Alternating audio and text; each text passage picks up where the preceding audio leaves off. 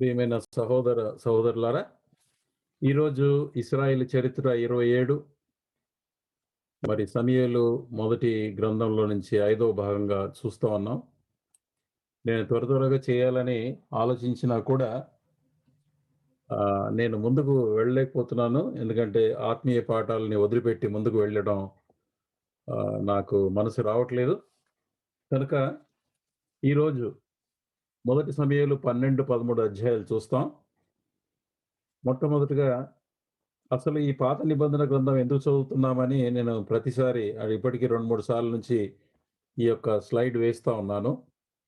ఎందుకంటే మనము ఇది ముఖ్యమైంది. పాత చరిత్ర తెలుసుకుంటేనే పాత చరిత్రలో పాత నిబంధన కాలంలో ఏ దేవుడైతే ఉన్నాడో అబ్రహాం, ఇస్సాకు, యాకోబుల దేవుడే ఇప్పుడు యేసుక్రీస్తుగా మనకున్నాడు. ఆ రోజుల్లో ఆయన చేసినటువంటి నిబంధనను పాత నిబంధన అంటారు. ఇప్పుడు యేసుక్రీస్తు వారు తన రక్తము చేత మనతో నూతన నిబంధన చేశాడు. ఈ దేవుడే ఆ దేవుడు. దేవుడు ఒక్కడే. ఒకేసారి ఆయన యొక్క గుణగణాలు, ఆయన యొక్క లక్షణాలన్నీ కూడా సేమ్ ఉంటాయి. ఆయన రియాక్షన్ సేమ్ ఉంటాయి. కాకపోతే ఆయా కాలాల్లో ఆయన పెట్టినటువంటి ఆత్మీయమైనటువంటి షరతులు కొన్ని మారుతూ వచ్చాయి. ఇప్పుడు అందుకే 1 కొరింథీ 10వ అధ్యాయం 6, 11లో వారు ఆశించిన ప్రకారం మనం చెడ్డవాటిని ఆశించకున్నట్లు ఈ సంగతులు మనకు దృష్టాంతములుగా ఉన్నవి. ఈ సంగతులు దృష్టాంతములుగా వారికి సంభవించి యుగాంతమందున మనకు బుద్ధి కలుగుటకై వ్రాయబడను.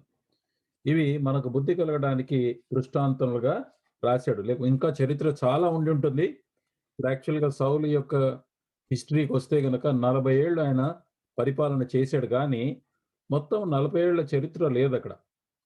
మరి కొద్దిగా కొన్ని చోట్ల షార్ట్‌గా, తర్వాత కొన్ని చోట్ల వివరంగా ఎక్కడైతే ముఖ్యమైనటువంటి విషయాలు దేవుడు మనకు చెప్పాలనుకున్నాడో ఆ విషయాల వరకు మాత్రమే వివరంగా ఉంది గానీ మొత్తం 40 ఇయర్స్ పరిపాలన మొత్తం రాసి లేదు. అంటే మొత్తం హిస్టరీ రాస్తే ఇంకా పుస్తకం ఎంత అయిపోయేదో. అందుకోసమే దేవుడు ఏవి అవసరమో, వేటి ద్వారా మనకు బుద్ధి కలుగుతుందో వాటిని వ్రాయించి పెట్టాడు. ఇప్పుడు మొదటి సమూయేలు 11వ అధ్యాయం వరకు ముగించాం. 12వ అధ్యాయంలో దానికి ఇంట్రడక్షన్‌గా మొట్టమొదటిగా ఇశ్రాయేలు వాగ్దానం దేశంలోనికి వచ్చాక, అంటే జాషువా నాయకత్వంలో, మోషే తర్వాత జాషువా ఆయన నాయకత్వంలో వాళ్ళని ఐగుప్తు దేశం నుంచి విడుదల చేసి అరణ్యంలో 40 ఏళ్ళు ఉన్న తర్వాత వాళ్ళు కనాను దేశానికి వచ్చారు. అక్కడి నుంచి మరి దేవుడే యెహోవాయే వారికి అదృశ్య రాజుగా ఉంటూ వారిని రక్షిస్తూ వచ్చాడు. అయితే వీరు కొంతకాలం అయిన తర్వాత యెహోవాను మర్చిపోయి ఇతర దేవతలను ఆరాధిస్తూ పాపములో వచ్చారు. అలా పాపములో మునిగిపోయినప్పుడు వారిని శత్రువులకు అప్పగించేవాడు దేవుడు. ఆ శత్రువుల ద్వారా శ్రమ కలుగుతుండేది. ఆ శ్రమ తట్టుకోలేక మొరపెట్టినప్పుడు మరి వారికి న్యాయాధిపతులను అనగా నాయకులను ఏర్పరిచి శ్రమల్లో నుంచి విడిపించేవాడు. అట్లు చివరి న్యాయాధిపతిగా సమూయేలు. ఆయనే మొట్టమొదటి ప్రవక్తగా, బోధకుడుగా దేవుడు ఏర్పాటు చేశాడు. అయితే న్యాయాధిపతుల చరిత్ర అంతా కూడా సుమారు 400 సంవత్సరాలైంది జాషువా వాగ్దాన దేశంలోకి వచ్చిన తర్వాత. 400 సంవత్సరాల చరిత్రలో న్యాయాధిపతుల కాలం ఉండింది. దాని తర్వాత ఇప్పుడు చివరగా మరి సమూయేలు న్యాయాధిపతిగా ఆ చరిత్రను మనం చూస్తున్నాం. అయితే సమూయేలు వృద్ధాప్యంలో మరి వాళ్ళ పిల్లలు లంచగొండులు అవడంతో ఇశ్రాయేలు పెద్దలంతా వచ్చేసి మాకు రాజుని నియమించండి. వేరే వాళ్ళకి రాజుగా ఉండినా మాకు వాళ్ళకి ఎట్లా ఉందో ఇతర దేశాల్లో మాకు కూడా చేయమన్నాడు. దేవుడు వారికి రాజుగా ఉండాలని కోరుతూ వచ్చాడు. అయినా కూడా దేవుడు రాజుగా ఉండాలంటే ఆయనను తృణీకరించి తమకు మానవ రాజు కావాలని పట్టుబట్టారు. గత వారం చూసినట్లుగా మొదటి సమూయేలు 9వ అధ్యాయం, 10, 11 అధ్యాయాల్లో సౌలు రాజుగా దేవుడు ఏర్పాటు చేశాడు. అయితే కొంతమంది ప్రజలు అతన్ని యాక్సెప్ట్ చేయలేదు. కానీ 11వ అధ్యాయంలో అమ్మోనీయుల రాజు అయిన నాహోషును అతను యాబేష్ గిలాత్ అనేటటువంటి ఒక పట్టణం పైన దండయాత్ర చేసినప్పుడు సౌలు దేవుని ఆత్మ చేత నింపబడి గొప్ప విజయాన్ని సంపాదించాడు. ఆ సమయంలో 3,30,000 మంది యుద్ధంలో ఇశ్రాయేలు వారు పాల్గొన్నారు. ఇశ్రాయేల్ అందరిలో గూడా ఐక్యత వచ్చింది. అంటే దేవుని ఆత్మ చేత సౌలు నడిపించబడినప్పుడు ఎంత గొప్ప విజయము, సంతోషం వాళ్ళలో ఉండింది. విజయం తర్వాత 11 అధ్యాయం 15 వచనంలో చెప్పినట్లుగా వారు గిల్గాలుకు తీసుకొచ్చాడు. సమూయేలు వాడిని రమ్మన్నారు. వచ్చి అక్కడ రాజుగా తిరిగి అతన్ని పట్టాభిషేకం చేశారు. ప్రజలంతా సంతోషించారు. ఆ సమయంలో గిల్గాల్ దగ్గరే అంటే అప్పుడు 11 అధ్యాయంలో విజయము తర్వాత వాళ్ళు గిల్గాల్‌కొచ్చి ఆయనను స్థిరపరిచి పట్టాభిషేకం జేశారు. ఇంకా అక్కడే ఉన్నారు. రాజు పట్టాభిషేకం అయిపోయిన తర్వాత ఇప్పుడు సమూయేలు 12వ అధ్యాయంలో తన విషయం ప్రెజెంట్ జేస్తున్నాడిక్కడ. చాలా చక్కటి విషయం ఇది. సమూయేలు యొక్క చరిత్ర మనకు చాలా బాగా దీంట్లో అంటే ఆయన యొక్క లక్షణాలు ఎలాంటి వాడో మనము అర్థం జేసుకోవచ్చు. 12వ అధ్యాయం 1-3 వచనాల్లో నేనెవరికైనా అన్యాయము చేసితినా అన్నాడు. అప్పుడు సమూయేలు ఇశ్రాయేలీయులందరితో ఇట్లా నన్ను ఆలకించుడి. మీరు నాతో చెప్పిన మాట అంగీకరించి మీ మీద ఒక రాజుగా నియమించినాను. రాజుగా చేసేసాను. మీరు అడిగారు గదా! ఈ రాజు అంటే సౌలు మీ కార్యములను జరిగించును. నేను తలనిరిసిన ముసలివాడును, నా కుమారులు మీ మధ్య ఉన్నారు. బాల్యము నాటి నుండి నేటి వరకు నేను మీ కార్యములను జరిగించుతూనే వచ్చితిని. చిన్నప్పటి నుంచి నేను మీ మధ్య ఉన్నాను నేను. ఇదిగో నేనున్నాను. నేను ఎవరి వద్దనైనా ఏ ఏమైనా తీసుకొంటినా, ఎవని గార్ధబమునైనా పట్టుకొంటినా, ఎవనికైనా అన్యాయం చేసితినా, ఎవరినైనా బాధపెట్టితినా, న్యాయము నాకు అగపడకుండా ఎవని యొద్దనైనా లంచం పుచ్చుకొంటినా, అలాగు చేసిన యెడల యెహోవా సన్నిధిని ఆయన అభిషేకం చేయించిన వాని ఎదుటను మీరు నా మీద సాక్ష్యము పలకవలెను. అప్పుడు నేను మీ ఎదుట దాన్ని మరలా ఇత్తునని చెప్పాను. అంటే రాజుగా స్థిరపరచబడ్డాడు. ఇప్పుడు పట్టాభిషేకం అయింది. ప్రజలందరిలో సంతోషం వచ్చింది 11 అధ్యాయంలో. ఆ సంతోషంతో వాళ్ళందరూ సంతోషించిన సమయంలో ఇప్పుడు సమూయేలు తన విషయం ప్రెజెంట్ చేస్తున్నాడు. యాక్చువల్‌గా న్యాయాధిపతిగా ఈ యొక్క పరిపాలనా బాధ్యత ఏదైతే తనకుండిందో, ఆ బాధ్యతని ఇప్పుడు సౌలుకు ట్రాన్స్‌ఫర్ చేస్తున్నాడు. ట్రాన్స్‌ఫర్ చేసే టైం అన్నమాట. అంటే పవర్ ట్రాన్స్‌ఫర్మేషన్ జరుగుతుంది. అంటే సమూయేలు నుండి సౌలుకు వెళ్తుంది. ఆ సందర్భంలో ఆయన మొట్టమొదటగా తన విషయం మాట్లాడుతున్నాడు. అంటే మీకందరికి రాజును చేశాను. ఇదంతా కూడా మరి ఎన్నుకున్నది మీరే. ఎన్నుకున్నటువంటి రాజు మరి కానీ దేవుడు అంగీకరించాడు. దేవుడే రాజుగా ఉండాలనుకున్నాడు కానీ మీరు మానవ రాజు కోరుకున్నారు. మరి ఆయనను దేవుడు నిర్ణయించాడు. ఓకే. మరి ఈ రాజు అందరికంటే పొడవైన వాడు. తర్వాత 11 అధ్యాయంలో చూస్తే ఎంతో ప్రేమ కలిగిన వాడు, దీనత్వం కలిగిన వాడు. తనకు వ్యతిరేకంగా మాట్లాడిన వారి పైన పగ తీర్చుకోకుండా క్షమించినాడు యాక్చువల్‌గా. ఎందుకంటే ఇదంతా దేవుని ఆత్మ చేత నడిపించబడ్డాడప్పుడు ఆ టైంలో సౌలు. కానీ తర్వాత ఇప్పుడు మనము 2 సంవత్సరాల తర్వాత అంటే అతను రాజుగా మారిన 2 సంవత్సరాల తర్వాత అతనిలో చాలా ఫెయిల్యూర్స్ కనబడతాయి మనకు. సో, దానికంటే ముందు మొట్టమొదట స్టార్టింగ్‌లో దేవుని ఆత్మ చేత నింపబడినప్పుడు, దేవుని ఆత్మ చేత నడిపించబడినప్పుడు సౌలు చాలా దీనుడుగా, ప్రేమ కలిగిన వ్యక్తిగా ఉన్నాడు. మనము కూడా అంతే. దేవుని యొక్క ఆత్మ వశములో, దేవుని ఆత్మ చేత నడిపించబడటానికి ప్రార్థన చేయాలి. ఎందరైతే దేవుని ఆత్మ చేత నడిపించబడుదురో వారు దేవుని కుమారులవుదురని రోమా 8:14లో చెప్పబడింది. కనుక ఆయన మరి అలాంటి రాజు సరే మీ కోరిక చొప్పున ఏర్పాటయిందన్నాడు. సో, కానీ అతని తర్వాత అతని యొక్క చరిత్ర అనేది పాడైపోయినట్లుగా మనం తర్వాత చూస్తాం ఇక్కడ. ఇతను మరి సమూయేలు ఏం చెప్పాడంటే ఇక్కడ చూడండి, నా కుమారులు మీ మధ్య ఉన్నాడు. మొట్టమొదట ఏమన్నాడు? నేను తల నెరిసిన ముసలివాడును. అయ్యా! నేను ఇప్పుడు ముసలివాడినయిపోయాను. వాళ్ళే అన్నారు. నువ్వు ముసలివాడివయిపోయావు. మరి నీ పిల్లలు లంచగొండులు. కాబట్టి మాకు రాజు చేయమన్నారు. కాబట్టి ఆయన మళ్ళీ చెప్పాడాయన. Yes. That is true. I accept. I am old person now. నా కుమారులు మీ మధ్య ఉన్నారు. This is an important issue.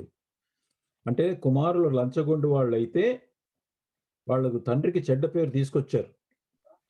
వారిని న్యాయాధిపతుల యొక్క వారు ఏదైతే న్యాయాధిపతులుగా అంటే సమూయేలు పెద్దాయనైతే ఆయన కొడుకులు గూడా చిన్న న్యాయాధిపతులుగా 2 ప్రాంతాల్లో, పట్టణాల్లో తిరుగుతూ ఉండేవాళ్ళు.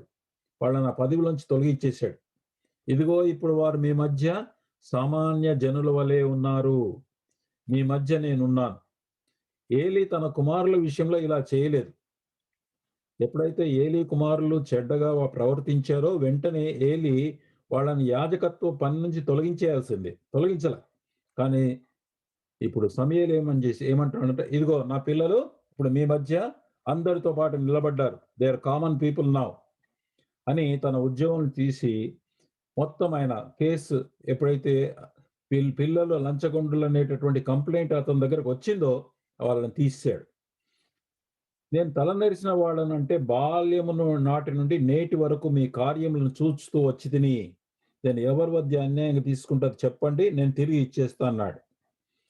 అయితే ఎంతో భయభక్తులతో ఉన్నటువంటి ఈ యొక్క సమూయేలు ఆరంభం నుంచి దేవుని విడవక సేవించిన మరి అతన్ని దేవుడు ఎంత గొప్పగా వాడుకుంటాడో మరి సమూయేలు యొక్క చరిత్రనే మనకు సాక్ష్యం. చిన్నప్పటి నుంచి ప్రత్యక్ష గుడారంలో సేవ చేస్తూ వచ్చాడు. ఆయన ఎంత నిజాయితీపరుడో, I will I will restore it, మరలా తిరిగి ఇస్తాను. అంత సేవ చేసి ఎంత ట్రాన్స్పరెంట్‌గా, పారదర్శకంగా, దాపరికం లేక స్పష్టమైన జీవితము ఇది ఆయన దీన స్వభావాన్ని సూచిస్తుంది.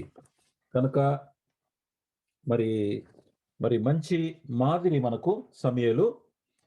దేశమంతటి నుండి కూడా అక్కడ 30,000 మంది అక్కడ ఉన్నారు. ఎందుకంటే యుద్ధం ముగించి విజయం సంపాదించి అక్కడికొచ్చారు వాళ్ళు. వాళ్ళందరికీ సవాల్ విసిరాడు. ఏమయ్యా నేను ఎవరికైనా అన్యాయం చేశానా? లంచం తీసుకున్నానా? మరి ఏదన్నా ఉంటే గనుక ఇగో యెహోవా సన్నిధి, తర్వాత అభిషేకించిన రాజు ఉన్నారు. వాళ్ళ ముందర చెప్పమన్నారు. ఆ తర్వాత మీరు చెప్పినటువంటి అంటే పిల్లల్ని కూడా తొలగించేశానని సామాన్య జనంగా వాళ్ళను మార్చివేశానని చెప్పారు. అయితే వాళ్ళు ప్రజలంతా కూడా 12వ అధ్యాయం 4వ వచనంలో నీవు మాకు ఏ అన్యాయమైనను ఏ బాధ అయినను చేయలేదు. ఏ మనుష్యుని యొద్దనైనను నీవు దేనినైనను తీసుకొనలేదని వారు చెప్పారు. వాళ్ళన్నారు, అయ్యా నువ్వేం చేయలేదు, మాకు నష్టం చేయలేదన్నారు. 12:5 సమూయేలు అతడు అట్టిది నా యొద్ద ఏదియు మీకు దొరకదనియు యెహోవాయును ఆయన అభిషేకించిన వాడును ఈ దినమున మీ మీద సాక్షులై ఉన్నారని చెప్పినప్పుడు వారు సాక్షులే అని కూడా ప్రత్యుత్తరం ఇచ్చారు వాళ్ళు. కనుక ఇశ్రాయేలు సమూయేలు నీతిమంతుడు, దైవభక్తి కలిగిన నాయకుడని తెలుసు వాళ్ళకి. నీవు అన్యాయంగా ఏం చేయలేదని చెప్పడం ద్వారా సమూయేలు అక్కడితో ఆ అంశాన్ని ముగించాడు. తన చరిత్ర ఇక్కడికి సాక్షులని చెప్పిన తర్వాత అక్కడ తన యొక్క నాయకత్వం యొక్క పదవిని అంటే నాయకుడుగా తన యొక్క బాధ్యతను సౌలు రాజుకు తర్జుమా చేస్తున్నటువంటి సమయం ఇది. అందుకోసం అన్నాడు, ఇగో ఇది ఇక్కడ మీ యొక్క రాజు ఉన్నాడు, ఇక మీ కార్యాలన్నీ ఆయన్నే చూస్తాడయ్యా అని చెప్పాడు. ఇప్పుడు ఇక నన్ను కాదు, నేను కాదు పరిపాలన చేసేది, ఆయన చేస్తాడని చెప్పేసి. అయితే సమూయేలు మాత్రం తన జీవితకాలం అంతా న్యాయాధిపతిగా ఉన్నాడని వాక్యంలో రాసింది. న్యాయాధిపతిగా అంటే సలహా ఇస్తూ, మరి తర్వాత దేవుని యొక్క వాక్యాన్ని బోధిస్తూ, ప్రవక్తగా ఆయన ప్రవచిస్తూ, విషయాలన్నీ ప్రజలకు చెబుతూ వచ్చాడు గానీ, మరి రాజైనటువంటి సౌలు యొక్క రాజ్య పరిపాలన కార్యక్రమంలో తాను ఇంటర్ఫియర్ కాలే అతను. సో, ప్రభుత్వపరమైనటువంటి బాధ్యతలు సౌలుకు అప్పగించేసి, ఆ వ్యవహారాల్లో తాను జోక్యం చేసుకోలేదు. ఆత్మీయ పరిచర్య ఒక ప్రవక్తగా ప్రజలకు సలహాలు, న్యాయము, వారికి జ్ఞాన బోధ చేసి ధర్మశాస్త్ర పండితుడిగా మాత్రం కొనసాగుతూ వచ్చాడు. ఇక సమూయేలు ఏమన్నాడంటే, నేను మీకు ఏ కీడు చేయలేదు. దీన్ని బట్టి మీరేం అర్థం చేసుకోవాలంటే నేనేమి కీడు చేయలేదు. దేవుడైన యెహోవా ఎల్లప్పుడూ మేలే చేస్తూ వచ్చాడు. నేనేం కీడు చేయలేదయ్యా మీకు. మరి నన్నొద్దన్నారు. దేవుడైనటువంటి యెహోవా ఎప్పుడు కూడా మీకు మేలే చేస్తూ వచ్చాడు. మీ పురాతన చరిత్రను జ్ఞాపకం చేసుకోండి. దేవుడు ఎలా విమోచించాడో, మోషే, అహరోను నాయకులను నిర్ణయించి ఐగుప్తులో నుండి దాసత్వంలో నుంచి మిమ్మల్ని విడుదల చేశాడు కదా. 6వ వచనంలో మరియు సమూయేలు జనులతో ఇట్లా నేను మోషేను అహరోను నిర్ణయించిన మీ పితరులను ఐగుప్తు దేశంలో నుంచి రప్పించిన వాడు యెహోవాయే కదా. కాబట్టి యెహోవా మీకును మీ పితరులకు చేసిన నీతి కార్యమును బట్టి యెహోవా సన్నిధిని నేను మీతో వాదించినట్లు మీరు ఇక్కడ నిలిచి ఉండండి. ఇప్పుడు దేవుడు మీ పట్ల చేసినాడు ఎన్నో నీతి కార్యాలు. దాన్ని బట్టి ఇప్పుడు నేను మీతోని ఆర్గ్యూ చేస్తా. నేను ఆ దేవుని పక్షాన మాట్లాడతాను. మీరు ఉండండి ఇప్పుడు అన్నాడు ఇప్పుడు. తన విషయం ముగించేసాడు. తర్వాత దేవుని విషయం ఆయన మాట్లాడుతున్నాడు. దేవుడు మీకేం అన్యాయం చేశాడయ్యా?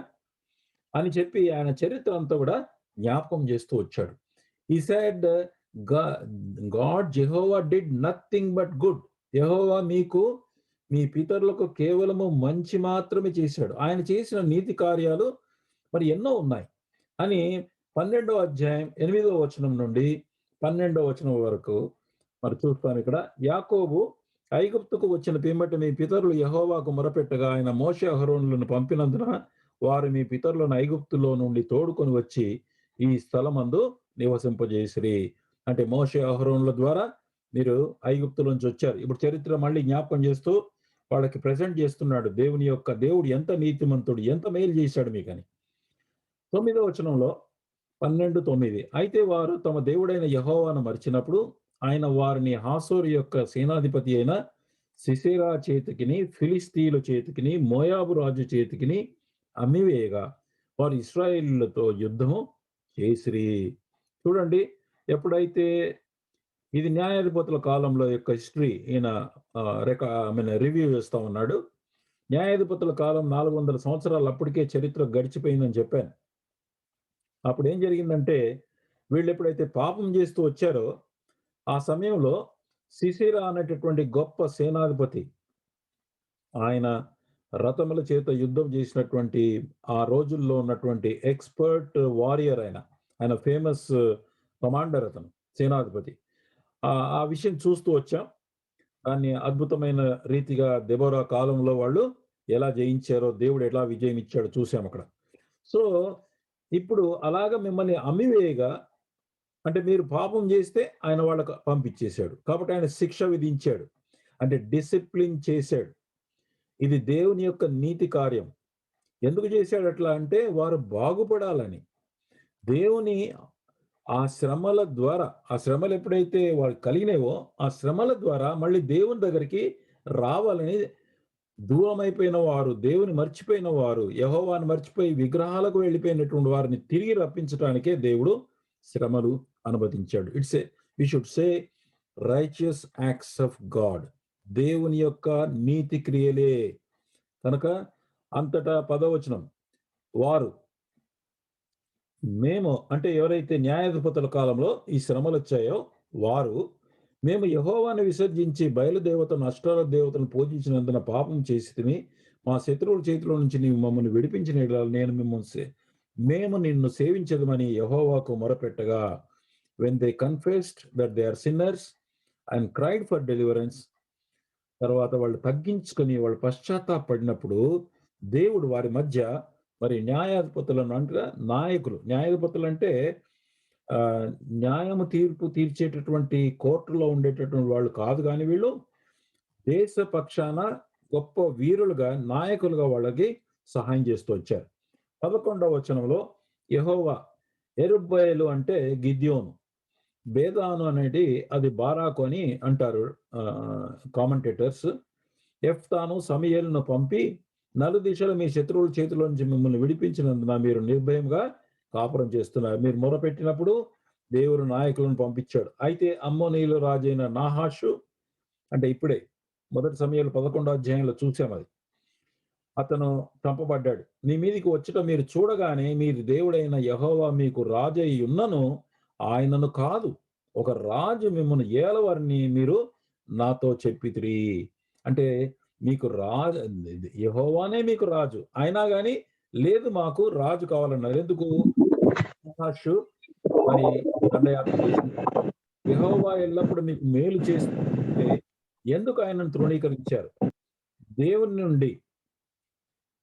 దేవుని యొక్క ప్రభుత్వం నుండి మానవ రాజుకు ప్రభుత్వం మారుచుండగా, అంటే ఇప్పుడు దేవుడు కంట్రోల్ చేసేవాడు, దాని నుంచి ఇప్పుడు రాజుకు ప్రభుత్వం మారుతుండగా ఇశ్రాయేలు వారి యొక్క చరిత్ర తెలుసుకోవటానికి ఇక్కడ సమూయేలు మొత్తం వాళ్ళకి హిస్టరీ నారేట్ చేస్తున్నాడు. చేసి దేవుని పక్షాన ఇప్పుడు నేను వాదిస్తానంటాడు. 13వ వచనం, కాబట్టి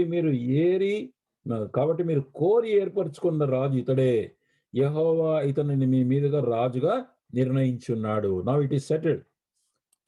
వర్స్ 13. మీకు రాజు కావాలనుకున్నారు గనుక ఇదిగో రాజు సౌలు ఇక్కడే ఉన్నాడు. అయితే యెహోవా కనికరం కలిగిన వాడు. ఇతడు మీ మీదుగా రాజుగా చేశాడు. మీరు కావాలని కోరుకున్నారు. అయినా దేవుడు ఓకే అన్నాడు. మీ యొక్క కోరిక మేరకు. సమూయేలు బాధపడ్డాడు. అదే గనక నాలాంటోడుంటే నేను గనక ఉన్నాననుకోండి ఇప్పుడు, "ఏవయ్యా నేను బాగా చేయలేదని నేను ఇష్టపడలేదు. సరే మీ ఇష్టం పోండి. మీరు ఏం చేసుకుంటారో చేసుకోరని" వదిలిపెడతాం. కానీ దేవుడు అలాంటి వాడు కాదు. ప్రేమ కలిగిన వాడు. అందుకే 14, 15 వచనంలో చూడండి. మీరు యెహోవా యందు భయభక్తులు కలిగి ఆయన మాటలు విని, అంటే రాజుగా మీకు సౌలును ఇచ్చినా కూడా దేవుని యొక్క స్ మరి ఆశీర్వాదం మీకుండాలంటే మాత్రం ఆయన మాట విని, ఆయనను సేవించి, ఆయన ఆజ్ఞను భంగము చేయక, మీరును మిమ్మును ఏలు రాజును మీ దేవుడైన యెహోవాను అనుసరించిన యెడల మీకు క్షేమం కలుగును. దేవుని రాజుగా ఉండకుండా తృణీకరించారు. అయినా దేవుడు కనికరం కలిగిన వాడు. ఏమంటాడంటే, సరే పోనీ అదేదో జరిగిపోయింది. మీరు కోరుకున్నారు గదా! ఇచ్చేసాను నేను. But at least now continue to listen to him. దేవుని యొక్క ఆయనయందు భక్తి కలిగి ఆయన మాట వినండి. అయితే యెహోవా మాట వినక ఆజ్ఞను భంగం చేసిన యెడల యెహోవా హస్తం మీ పితరులకు విరోధంగా ఉండినట్లు మీకును విరోధముగా ఉండును. ఇది మనకు కూడా పాఠమండి. Even as a Christians. క్రైస్తవులుగా మన జీవితంలో కూడా యేసుక్రీస్తు ప్రభువారు మనకు రాజుగా ఉన్నాడు. ఆయనను తృణీకరించకుండా జాగ్రత్తగా చూసుకోవాలి. అంటే ఆ కాలంలో వాళ్ళు చేసినటువంటి మిస్టేక్ మనం చేయొద్దు. వారు చేసిన తప్పులను బట్టి దేవుడు వారిని వదిలిపెట్టలేదు. అంటే తప్పు చేశారు గదా! అని వదిలిపెట్టలేదు దేవుడు. ఆయన కరుణామయుడు గనుక వారికి తన నామం పెట్టబడిన ప్రజలు గనుక ఎడతెగక వారి పట్ల ప్రేమ చూపిస్తూ వచ్చాడు. వారు అవిధేయులై మానవరాజును కోరినా ఇప్పటికి అంటే ఈ సమయానికి కూడా సమూయేలు ఏమంటుండంటే మీరు మీ రాజులు మీ దేవుడైన యెహోవాను అనుసరించిన ఎడల ఆయన మాటలు, ఆజ్ఞలు అనుసరించిన యెడల మీకు క్షేమం, ఆశీర్వాదం కలుగుతుంది. అయితే దేవుడు ప్రేమ కలిగిన వాడు. దానితో పాటు ఆయన న్యాయవంతుడు. నీతి కలిగినటువంటి దేవుడు గనక పాపాన్ని సహించడు. మీరిది గుర్తుపెట్టుకోవాలి ఎప్పుడు గూడా. ఒకవైపు దేవుడు ప్రేమ కలిగిన వాడని మనం చూస్తాం. రెండో వైపు ఏమంటే ఆయన న్యాయము గల దేవుడు, నీతి కలిగిన వాడు గనక పాపాన్ని సహించడు. ఇట్టి విషయాన్ని ఇశ్రాయేల్ చరిత్రలో పదే పదే మనకు నేర్పించబడుతది ఈ చరిత్రలో. ఇక్కడ సమయాలు ఇప్పుడు ఈవెన్ క్రైస్తవులుగా కూడా మనం గూడా గుర్తుపెట్టుకోవాలాయన. దేవుడు ఆయన దహించు అగ్ని అయ్యున్నాడు. యెహోవా హస్తం మీ పితరులకు విరోధంగా ఉండినట్లు మీకు కూడా విరోధముగా ఉండును. అంటే ఆయన దహించు అగ్ని అయి ఉన్నాడని మనం గుర్తుపెట్టుకోవాలా.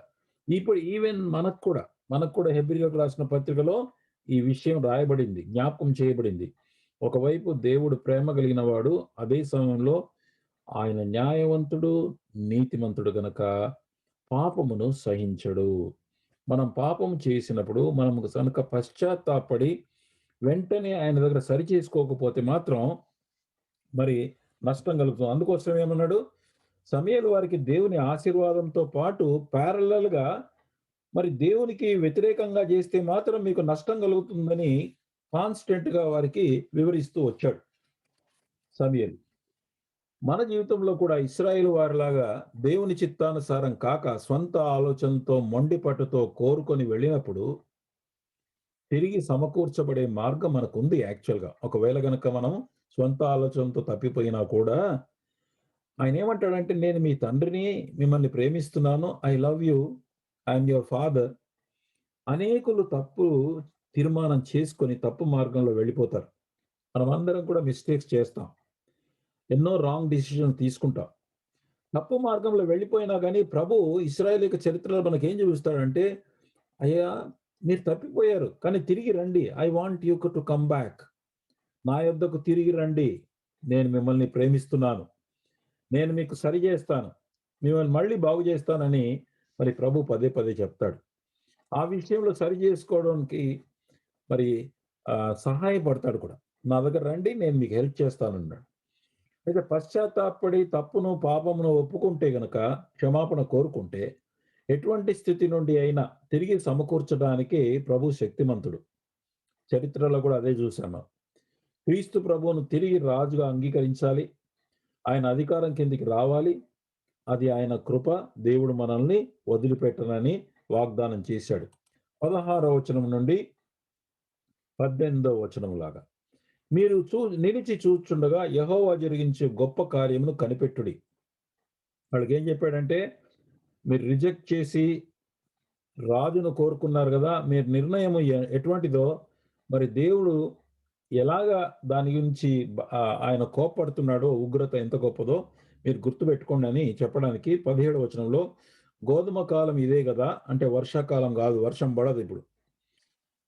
మీరు రాజును నిర్ణయింపుమని అడిగినందు చేత యెహోవా దృష్టికి మీరు చేసిన కీడు గొప్పదని మీరు గ్రహించి తెలుసుకొనుటకై యెహోవా ఉరుములను, వర్షమును పంపునట్లుగా నేను ఆయన్ను వేడుకొనుచున్నా అని చెప్పాడన్నమాట. మీరు ఎంత నిర్ణయం తప్పు చేశారో, కీడు చేశారో దాని విషయం అది గ్రహించడానికి జస్ట్ టు రియలైజ్ అది డ్రై సీజన్ మే, జూన్ ప్రాంతంలో అయ్యుంటుందట. అక్కడ రెయిన్స్ ఉండవు నార్మల్‌గా. సో, దేవుడు పరిపాలిస్తున్నాడు అనే విషయాన్ని చూపించడానికి మరి 18వ వచనంలో సమూయేలు యెహోవాను వేడుకొన్నప్పుడు యెహోవా ఆ దినమున ఉరుములను, వర్షములను పంపగా జనులందరూ యెహోవాకును, సమూయేలుకును బహుగా భయపడిరి. సమూయేలు యొక్క ప్రార్థన అతని శక్తికి సాదృశ్యం. మరి వీటన్నిటి వెనకాల దేవుడు ఉన్నాడు. వర్షం పడింది. ఆయన ప్రార్థన చేయగానే ఉరుములు, వర్షమును రాగానే వాళ్ళంతా వణికిపోయారు. God is God. దేవుడు సర్వోన్నతుడు. అండ్ అది ప్రూవ్ చేయటానికి, దేవుడు పరిపాలిస్తున్నాడని ప్రూవ్ చేయటానికి, మనం ఆయనకు విరోధంగా నడిచిన ఈవెన్ ఇఫ్ వి రెబెల్ ఆయన తన సింహాసనంపై ఉండి పరిపాలిస్తున్నాడు. నిత్యత్వం వరకు కూడా దేవుడు దేవుడే. సమస్తము ఆయన క్రిందనే ఉంటాయి. అంటే వాళ్ళకి ఏం రుజువు చేశాడంటే, మరి దేవుడు శక్తి కలిగిన వాడు అని. అయితే ఉరుము వలన వర్షము కురిపించినప్పుడు వారు చాలా భయపడిపోయారు. 19వ వచనంలో సమూయేలుతో ఇట్లనెను, రాజును నియమించిన మేము అడుగుట చేత మా పాపములన్నిటికి మించిన కీడు మేము చేసితిమి. They realised. కాబట్టి మేము మరణము కాకుండా నీ దాసులమైన మా కొరకు యెహోవాను ప్రార్థించమన్నాడు. మరి ఇప్పుడు ఈ ఈ యొక్క ఉరుముల వర్షం రావటం వల్ల వాళ్ళు రియలైజేషన్‌కొచ్చారు. కానీ ఇంతకు ముందే చేయలేదు సమూయేలు. ఎందుకు చేయలేదని అంటాడంటే ఒక కామెంటేటర్ దీని గురించి ఏమంటాడంటే, ఒకవేళ ఇంతకు ముందే గనక సమూయేలు స్టార్టింగ్‌లో గనక వర్షం అట్లా తెప్పించుంటే, సమూయేలు తన వ్యక్తిగతంగా గాయపడి అంటే తన కోసం ఏమంటారు అది ఈగో ఫీలింగ్‌తో మరి సౌలు రాజు అంటే వేరే రాజు కాకుండగా నేనే పరిపాలించాలని బెదిరించినట్లుగా ఉంటుందని అది అంతకుముందు సమూయేలు ఈ పని చేయలేదు. అంతేగాకుండా దేవుడు వారి కోరిక ప్రకారం రాజు కావాలనుకున్నారు కాబట్టి అనుమతించేశాడు. ప్రజలు రాజు ఎన్నికను బట్టి చాలా ఉత్సాహంగా ఉన్నారు. సంతోషంగా ఉన్నారు. 11 అధ్యాయం చివరిలో చూస్తే మనకు తెలుస్తది. అందరును సంతోషించిరి. హ్యాపీగా ఉన్నారు. ఆ టైంలో సమూయేలు వాళ్ళకి ఆత్మీయ సంగతులు అంటే స్పిరిచ్యువల్ సైడ్ నుంచి ఈ సంగతులను చూడటానికి వాళ్ళకి ఇవన్నీ చెప్తూ ఉన్నాడు. ఈ సూచన దేవుని శక్తిని చూపించడమే కాక, గోధుమ కోత కాలములో వర్షం పడితే వారి పంట పాడైపోయి చాలా నష్టం కలుగుతుంది. కోత కాలంలో వర్షం పంటకు నష్టం కలిగిస్తుంది. కనుక అవిధేయులైతే దేవుని కోపము ఒక పెద్ద హెచ్చరికగా వాళ్లకు చూపిస్తూ వచ్చాడు. ప్రజలంతా భయపడ్డారు. అయితే సమూయేలు ప్రార్థనాపరుడు. ఆయన సేవ ఫలవంతంగా ఉంచడానికి కారణం ఏంటంటే ఆయన ప్రార్థన జీవితమే. అందుకే ఆయన ప్రార్థన చేయగానే ఉరుములు, వర్షం వచ్చేసింది. ఆయన తల్లి ప్రార్థనకు జవాబుగా పుట్టాడు. తల్లి హన్న గొడ్రాలుగా ఉన్నప్పుడు కుమారుడు కొరకు ప్రార్థన చేసింది. ప్రార్థన ఫలితంగా సమూయేలు పుట్టాడు. అంతేకాదు అతను ప్రార్థన మందిరంలో ఎదిగాడు, పెరిగాడు. అతను ప్రార్థన ద్వారా విజయం వస్తుందని 7వ అధ్యాయంలో రుజువు చేశాడు కూడా వాళ్ళకి. ఎలాగో మరి ఫిలిష్తీయుల పైన విజయాన్ని దేవుడు ప్రార్థన ద్వారా ఎలా జరుగుతుందో చూపించాడక్కడ. మరి వారు ప్రార్థన చెయ్యమని సమూయేలును అడిగారు వాళ్ళు. జరిగినప్పుడు 12వ అధ్యాయం 13లో, 19లో వాళ్ళు పాపాన్ని ఒప్పుకున్నారు. 20 నుంచి 2వ వచనం వరకు. Brother can you please read and help me now? Venkatesh. అంతటా సమూయేలు జనులతో ఇట్లనెను, భయపడకుడి, మీరు ఈ కీడు చేసిన మాట నిజమే, అయినను యెహోవాను విసర్జింపకుండా ఆయనను అనుసరించుచు పూర్ణ హృదయముతో ఆయనను సేవించుడి. ఆయనను ఆయనను విసర్జింపకుడి. ఆయనను విసర్జింపు వారు ప్రయోజనము మాలినవారై ప్రయోజనము మాలినవై రక్షింపలేని మాయా స్వరూపములను అనుసరించుదురు. నిజముగా అవి మాయయే. యెహోవా మిమ్మును తనకు జనముగా చేసుకొనుటకు ఇష్టము కలిగి ఉన్నాడు. తన ఘనమైన నామము నిమిత్తము తన జనులను ఆయన విడనాడడు. His name is on you, he will not walk over you. ఆయన మిమ్మల్ని విడనాడడు, తన ఘనమైన నామం. మనం క్రైస్తవులుగా పిలువబడుతున్నాం అంటే క్రీస్తుకు చెందిన వారం అని అర్థం. ఆయన నామం మనపై ఉన్నది కాబట్టి ఆయన మనల్ని విడిచిపెట్టడండి. ఇది గుర్తుపెట్టుకోండి. సేమ్ థింగ్ ఇక్కడ పౌలు ఏమంటున్నాడు, సమూయేలు ఏమంటున్నాడంటే వాళ్ళతోని, దేవుడు మిమ్మల్ని విడిచిపెట్టడయ్యా, దేవుడు మీరంటే చాలా ఇష్టం అని అన్నాడు. ఇక్కడ మనల్ని కూడా దేవుడు ఎందుకు విడిచిపెట్టాడంటే, మనము క్రీస్తుకు చెందిన వారం. దేవునికి తన కుమారుడైన క్రీస్తు అంటే చాలా ప్రేమ, అపూర్వమైనటువంటి ప్రేమ.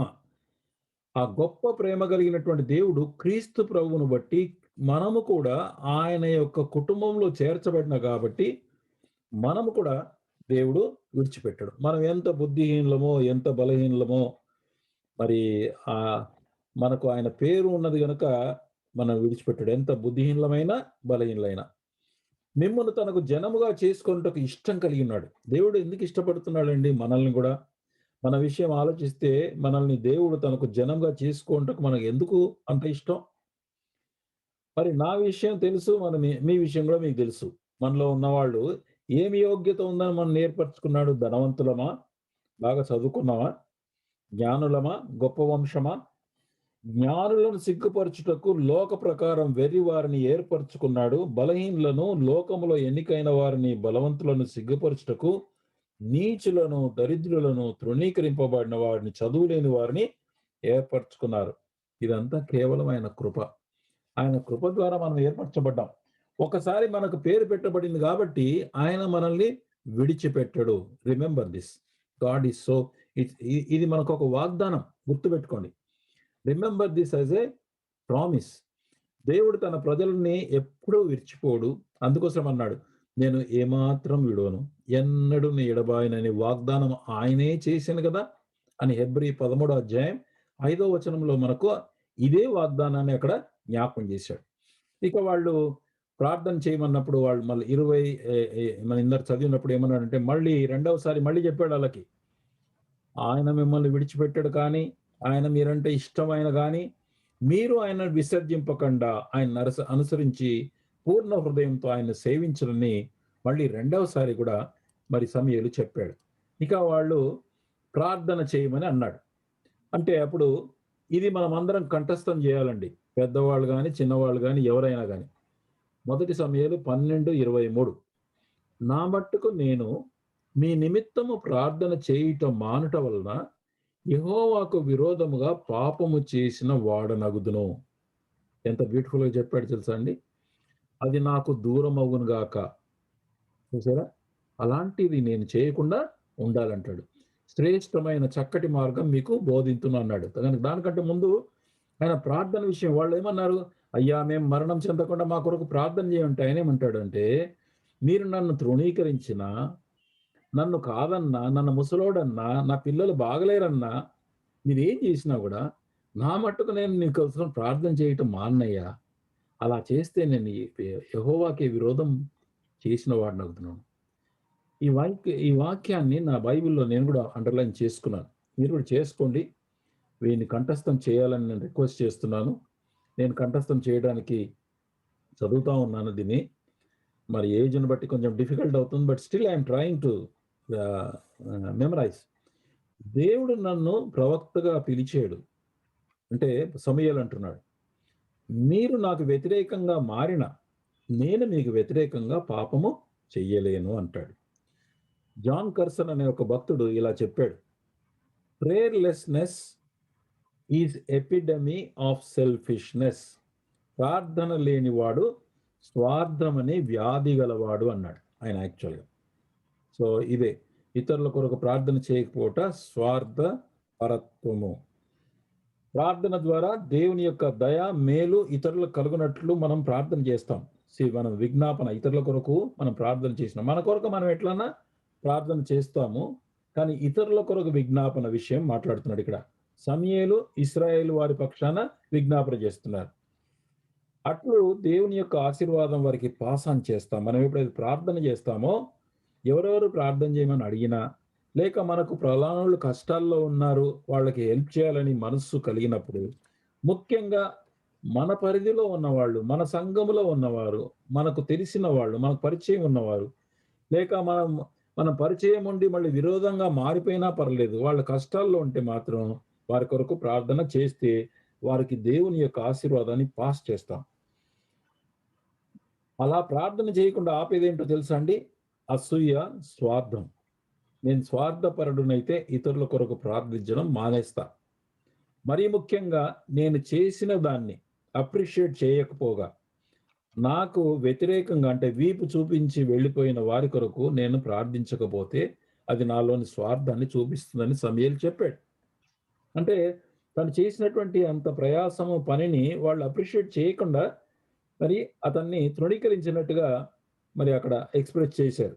అయితే ఈయనేమంటున్నాడు, అయినా అలాగైనా సరే నేను మీ కొరకు ప్రార్థన చేయకుండా ఉంటే కనుక స్వార్థపరుడిని అవుతానన్నాడు. నేను ప్రార్థించడం ద్వారా దేవుని ఆశీర్వాదాన్ని పాస్ ఆన్ చేసేటటువంటి అవకాశాన్ని నేను మానుకోవటం ద్వారా నేను స్వార్థపరుడుగా మారిపోతాను. మనం ఒకరికొరకొకరు చేయవలసినటువంటి శ్రేష్టమైనటువంటిది ఏంటంటే, మనం ఒకవేళ హెల్ప్ చేయాలంటే ప్రార్థన చేయటమే. సమూయేలు ప్రార్థన చేయకపోతే గనక యెహోవాకు విరోధంగా పాపం అన్నాడు. నేను ఇతరుల కొరకు ప్రార్థన చేయకపోవటం ప్యూర్లీ సెల్ఫ్ సెంటర్డ్నెస్ అంటాడు ఈయన జాన్ కర్సన్ గారు. ఒకవేళ ప్రార్థన చేయకపోతే గనక ఇది purely out of self centredness అంటాడు. నాలోని ప్రార్థన జీవితం లేకపోతే గనక అప్పుడు నా జీవితము కేవలం సెల్ఫ్ ఫోకస్డే. అంటే కేవలము స్వంత దాన్నే ఆలోచిస్తాను, ఇంకా వేరే వాళ్ళ గురించి ఎవ్వరి గురించి పట్టింపే లేదు. స్వయం కేంద్రం, సెల్ఫ్ సెంటర్డ్, సెల్ఫ్ ఫోకస్డ్. ఇక దృష్టి అంతా కేవలము సెల్ఫ్, నేను నేను నేను నా కొరకు, నేను నా ఫ్యామిలీ, నేను నేను అని అంతే ఉంటాం మనం. ఎందుకంటే వేరే వాళ్ళ గురించి ఎవరి గురించి ప్రార్థన చేయకపోతే అలాగ మారిపోతాం మనం. ఇంకొక విషయాన్ని మనం చూడొచ్చు. Prayer is the proof of love and love is produced by prayer. మత్తయి సువార్త 5వ అధ్యాయం 24వ వచనంలో ఇలాగుంది. మీ బైబిల్ చూసుకోండి, నేను చదువుతాను. నేను మీతో చెప్పున్నదేమనగా, మీ పరలోకమందున మీ తండ్రికి కుమారులై ఉన్నట్లు మీ శత్రువులను ప్రేమించుడి, మిమ్మును హింసించు వారి కొరకు ప్రార్థన చేయండి. ఏమంటాడంటే శత్రువులను ప్రేమించాలి, వారి కొరకు ప్రార్థన చేయాలి. ఇప్పుడు ప్రార్థన, ప్రేమ ఇవి రెండు కూడా లింక్ అయి ఉన్నట్టుగా మనం అర్థం చేసుకోవచ్చు. అయితే ఏమన్నాడు ఆయన, మీరు ప్రార్థన చేయనప్పుడల్లా మార్కు సువార్త 11వ అధ్యాయం 24లో మీరు అడుగుచున్న వాటెల్లను పొంది ఉన్నామని నమ్ముడి, అప్పుడు అవి మీకు కలుగునని మీతో చెప్పుచున్నాను. 25వ వచనం మార్కు 11:25, మీకు ఒకరి మీద విరోధం ఏమైనా కలిగిన యెడల మీరు నిలవబడి ప్రార్థన చేయనప్పుడల్లా వారిని క్షమించుడి. 26వ వచనం, అప్పుడు పరలోకమందున్న మీ తండ్రి మీ పాపములను క్షమించుడి. సో ఇక్కడ క్షమాపణ అనేటటువంటి విషయం, శత్రువులను ప్రేమించడం, వారి కొరకు ప్రార్థన చేయటం అనేది మనం జాగ్రత్తగా ఆలోచిస్తే గనక నా జీవితంలో కూడా ఇలాంటివి సందర్భాలు జరిగినాయి. నేను గాయపడి బాధపడినటువంటి సందర్భాలు చాలా ఉన్నాయి. మనసు ఆయాసంగా ఉన్నటువంటి సందర్భాలు చాలా ఉన్నాయి. అయితే ఈ యొక్క వాక్య ప్రకారంగా నేను ఎప్పుడైతే వారి కొరకు ప్రార్థన చేయటం మొదలు పెట్టానో, అంటే ప్రార్థన చేస్తూ ఉండగా నాలో ఆ హర్ట్ ఫీలింగ్ వెళ్ళిపోయింది. అంటే వాళ్ళు చాలా హర్ట్‌గా, తర్వాత దురుసుగా ప్రవర్తించి గాయపరిచారు. అయినా వాళ్ళు మరి నాలో ఎంతనో అయిష్టత కలుగజేశారు. అయినా ఎప్పుడైతే ప్రార్థన చేస్తూ వచ్చానో, నాలో ఉన్నటువంటి ఆ ద్వేష భావము, అయిష్టత, ఆయాసం ప్రార్థన చేస్తున్న కొలది తగ్గిపోయింది. వారిని ప్రేమించటం మొదలుపెడుతూ వచ్చాను. లోపల అంటే అంతరంగంలో ఆ యొక్క ద్వేషభావం పోయి ప్రేమ అనేది రావటం చూశాను నేను. అపోస్తలుడైనటువంటి పౌలు యూదులు చంపాలని ప్రయత్నించిన వారి కొరకు అత్యధిక ప్రేమతో వారి కొరకు ప్రార్థన చేసేవాడు. అతడు తన్ను తాను వారి నిమిత్తం భ్రష్టుడైనా వారు రక్షించబడాలని ప్రేమించాడు. ఇంత ప్రేమ కలిగి ఉండడానికి కారణం ఏంటంటే ఆయన ప్రార్థన. సో, మనము గనక ఒకవేళ ఒక వ్యక్తిని మనం ప్రేమించలేకపోతున్నాం అంటే ప్రార్థన చేయాలి.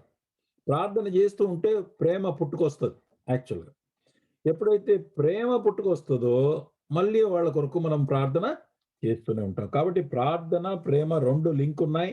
ఒక వ్యక్తి ప్రార్థన చేయటం లేదనంటే ప్రేమించటం లేదు అని దీని అర్థం. నంబర్ 2 ప్రేమకు సాదృశ్యం. ప్రార్థన ద్వారా ప్రేమ పుట్టుకొస్తుంది. మూడవది ప్రార్థన దీన మనస్సుకి కొలత అన్నాడు. మత్తయి సువార్త 5వ అధ్యాయం 3వ వచనంలో ఆత్మ విషయమై దీనులైన వారు ధన్యులు, పరలోక రాజ్యం వారిది. గ్రీకులో దీనులు అనే మాటకి గ్రీక్ మాటలో ఇంకొక ట్రాన్స్లేషన్ ఏంటంటే బెగ్గర్లీ అని ఉంది. అంటే బ్రతిమాలుకొనుట.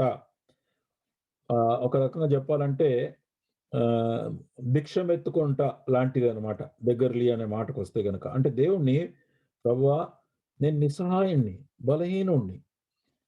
అట్లు మన యొక్క బలహీనతలను గుర్తించి మనను దీనులమై దేవుని దగ్గరికి వెళ్ళాలి అంటాడు. సో, ఎవరైతే ఎంత దీన మనస్సు వాళ్ళకుంది, నేను దీనుడువా ఆపోజిట్ గర్విష్టి. గర్వము, దీనత్వం 2 ఆపోజిట్.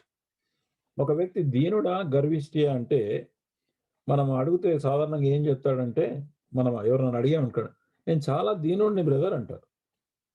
కానీ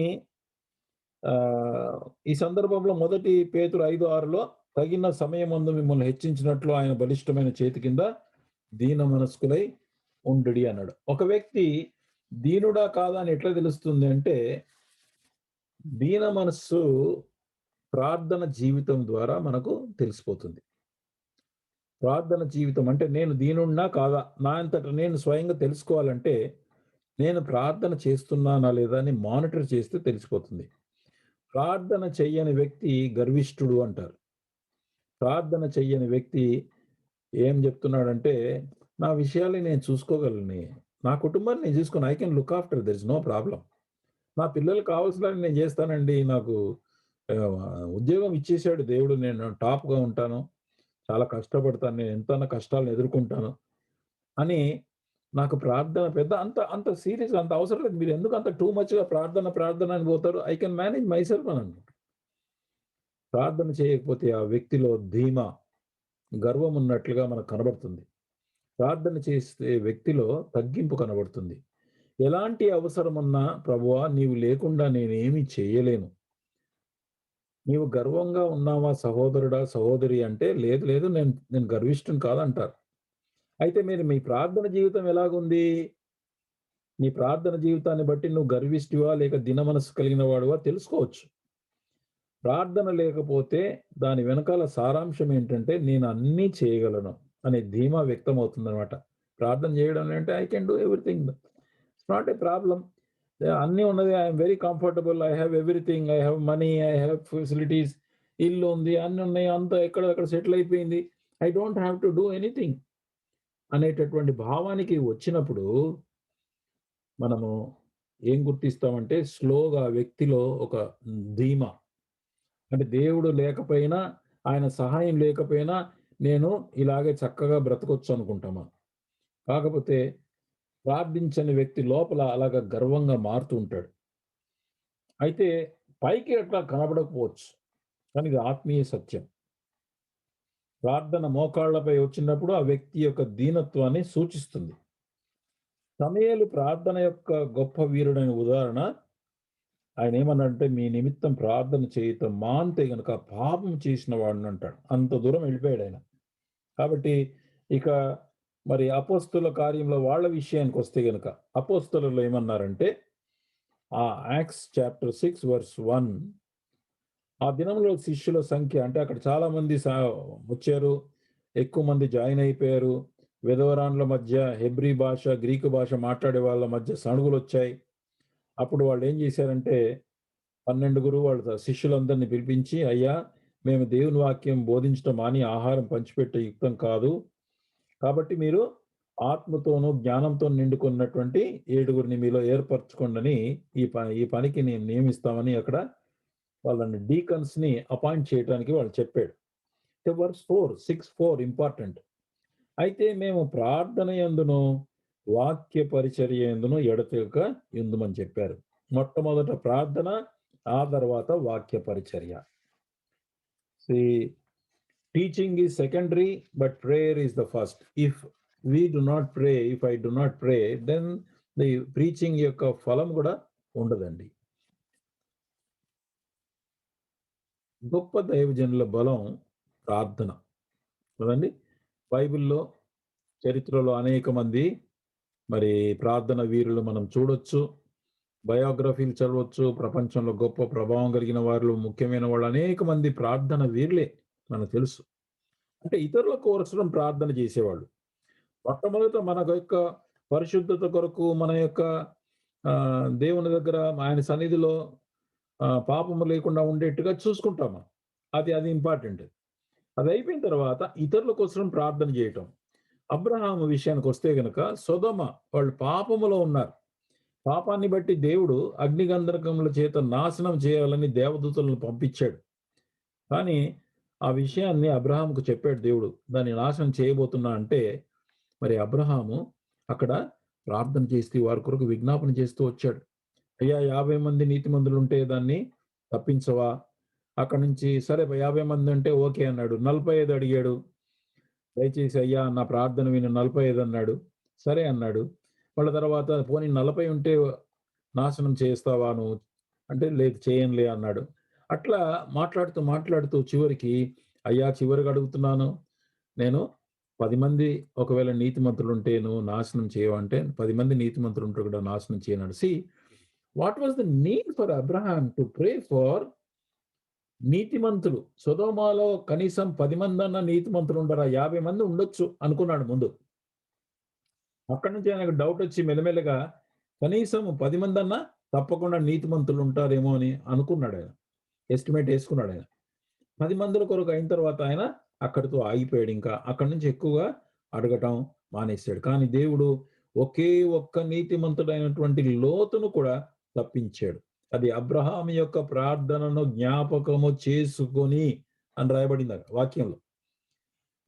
లోతు ఎందుకు దేవుడు తప్పించాడంటే అబ్రహాము యొక్క ప్రార్థన, నీతిమంతుని యొక్క ప్రార్థన. మనం ప్రార్థన చేస్తే దేవుడు ఎవరినైనా కాపాడగలడు. నీతిమంతుని యొక్క ప్రార్థన బహు బలము గలదై స్వస్థత కలిగిస్తుంది అని అన్నాడు. Simple prayer. ఎస్తేరు రాజును వెళ్ళి అడగాలి అంటే మాత్రం సమయం లేనప్పుడు పోతే గనక మరణదండమే. కాబట్టి ఆమె చాలా రిస్క్లో తన లైఫ్ను పెట్టుకొని 3 రోజులు యూదులందరినీ ఉపవాసం ఉండమని చెప్పి, ఎంత సీరియస్నెస్గా అంటే ఆమె క్వీన్ అయినా కూడా తన యొక్క లైఫ్ కూడా, ప్రాణం కూడా ఆమె అర్పించాల్సినటువంటి సందర్భం వచ్చింది. అయితే ప్రార్థన చేయమని ఆమె అందరిని అడిగింది. ప్రార్థన తర్వాత ఆమె అడిగినప్పుడు దేవుడు అద్భుతంగా సహాయం చేశాడు. దేవుని యొక్క సహాయం అక్కడ వచ్చింది యాక్చువల్గా. ఇప్పుడు సమూయేలు మరి వీరందరి కొరకు ప్రార్థన చేస్తూ ఉన్నాడు. మన కాలంలో తెలుసు సౌడ్ బక్సింగ్ గారు, ఆయన ప్రార్థనా పరుడని అందరికీ తెలిసినటువంటి మరి వ్యక్తి, మనకందరికీ తెలుసు. ఆయన ప్రార్థన చేయుట నాయకుల యొక్క ముఖ్య బాధ్యత అండి. సంఘ పెద్దల యొక్క ప్రత్యేకమైన పరిచర్య. ప్లీజ్ సంఘ పెద్దలందరూ కూడా ఇవి నోట్ చేసుకోవాలి. మొదట ప్రార్థన, సంఘస్థులందరి క్షేమం కొరకు ప్రార్థన చేయాలి. అంతేకాదు సామాన్య విశ్వాసులందరూ కూడా ఈ ప్రార్థనా పరిచర్యలకు గొప్ప అవకాశం. అందరూ బోధ చేయకపోవచ్చు, దేవుని వరము లేకపోవచ్చు బోధ చేయడానికి, అయినా కానీ ప్రార్థన భారాన్ని తీసుకురావచ్చు. స్టేజ్ పైకి ఎక్కనవసరం లేదు. క్రీస్తు ప్రభు కృపా సింహాసనం దగ్గర మోకాళ్ళ మీద మనం ఉంటే చాలు. అంటే weakest saint on the knees సాతానుడికి వణుకట. సైతానుడికి ఎప్పుడైతే మనము మోకాళ్ళ మీద ప్రభు దగ్గర ప్రార్థనలో ఉంటామో సాతానుడికి వణుకేస్తుంది. కాబట్టి ఆ పరిచర్య ద్వారా అనేక మంది సంఘంలోని విశ్వాసాలకు మనము సహాయం చేయొచ్చు. బోధ చేయకపోవచ్చు. లేక వేరే వేరే చేయకపోవచ్చు. కానీ ప్రార్థన ద్వారా ఎంతమందికి సహాయం చేయొచ్చు? రేపటి దినం నా దేవుని దగ్గర ఉండేటటువంటి ప్రతిఫలము ఈ ప్రార్థననే. అయ్యా! నాకేం గిఫ్ట్ ఇయ్యలేదు ప్రభా! నేను ఏం సేవ చేస్తాను అనంటే, మరి నువ్వు ఏం సేవ ఏంటి? ప్రార్థన చేయటంలో ఏమైందయ్యా అని అడుగుతాడు. కదండీ! మనకాయన ఏదిస్తే అది జేయాల కదా! ఇచ్చిన వాటిని అడుగుతాడు లెక్కలో. ప్రార్థన అనేది గొప్ప సేవ. చివరికి మనం ప్రభు దగ్గరికి వెళ్ళినప్పుడు ఎంతోమంది అరే! ఫలానా వాళ్ళ ప్రార్థన వల్ల నేను ప్రొటెక్ట్ అయినానని దేవుడు చూపించినప్పుడు ఎంతమంది కోసం ప్రార్థన చేశామో, ఎంతమంది మన వల్ల మేలు పొందారో, సామూహికంగా ప్రార్థనలో, ఇండివిడ్యువల్ ప్రార్థనలో ఎంతమందికి హెల్ప్ అయిందో, వాళ్ళందరూ కూడా రేపు అంటే దేవుని యొద్ద నిలబడినప్పుడు, బహుమానాలు పొందడానికి నిలబడినప్పుడు, ఈ విషయాలన్నీ బయలుపరచబడతాయి. అప్పుడు దేవుడు మనల్ని గొప్పగా హెచ్చిస్తాడు. కానీ అవకాశం ఉన్న సోమరులుగా మనమేం ప్రార్థన చేయకుండగా పడుకుంటే మాత్రం మరి దేవుని దగ్గర సోమరివైన చెడ్డదాసుడు అని పిలువబడాల్సి వస్తుంది. కనుక ప్రియులారా, ఇది చాలా ముఖ్యమైనటువంటి పరిచర్య. దీన్ని నిర్లక్ష్యం చేయకూడదండి. సమూయేలు చెప్పినటువంటి ఈ వచనము మనం కంఠస్థం చెయ్యాలి. నేను కూడా నెక్స్ట్ వీక్ కల్లా కంఠస్థం చేసుకుంటా ఈ వర్స్‌ని. పక్కా. చేసుకొని దాని ప్రకారంగా సేవ చేయటానికి ప్రయత్నం మనం చెయ్యాలి. చివరికి సమూయేలు 12వ అధ్యాయం 24, 25 వచనంలో మూడవసారి ఆయన హెచ్చరిస్తున్నాడు. ఆయన మీ కొరకు ఎన్ని గొప్ప కార్యములు చేశానో అది మీరు తలంచుకొని, ఇప్పుడు అన్ని ఎక్స్‌ప్లెయిన్ చేస్తూ వచ్చాడాయన. మీరు యెహోవా యందు భయభక్తులు కలిగి నిష్కపటులై పూర్ణ హృదయంతో ఆయన సేవించుట అవశ్యము. మీరు కీడు చేయవారైతే తప్పకుండా మీరును మీ రాజులు నాశనమగుదురు అన్నాడు. కీడు చేస్తే అంటే మొట్టమొదటగా ఎన్ని గొప్ప కార్యాలు చేశాడో జ్ఞాపకం చేసుకోమన్నాడు. యెహోవా యందు భయభక్తం కలిగి ఉండంటే భక్తి చూపించాల. మొదట జ్ఞాపకం చేసుకోవాలి. నిష్కపటులై ఎప్పటికప్పుడు మనస్సాక్షి శుద్ధి చేసుకోవాలి. పూర్ణ హృదయంతో అంటే మనస్ఫూర్తిగా ఆయన్ని సేవించాలి. కీడు చేస్తే పాపములో కొనసాగితే మీరును మీ నాయకులు నాశనమగుదురు. ఈ హెచ్చరికను 12వ అధ్యాయంలో 3 సార్లు చెప్పాడు. దేవుడు కృపామయుడు. అదే సమయంలో తన మహిమను ఇతరులకు ఇవ్వని రోషము కలిగినటువంటి దేవుడు. మనం గుర్తుపెట్టుకోవాలి. దేవుడెంతో ప్రేమ కలిగిన వాడు.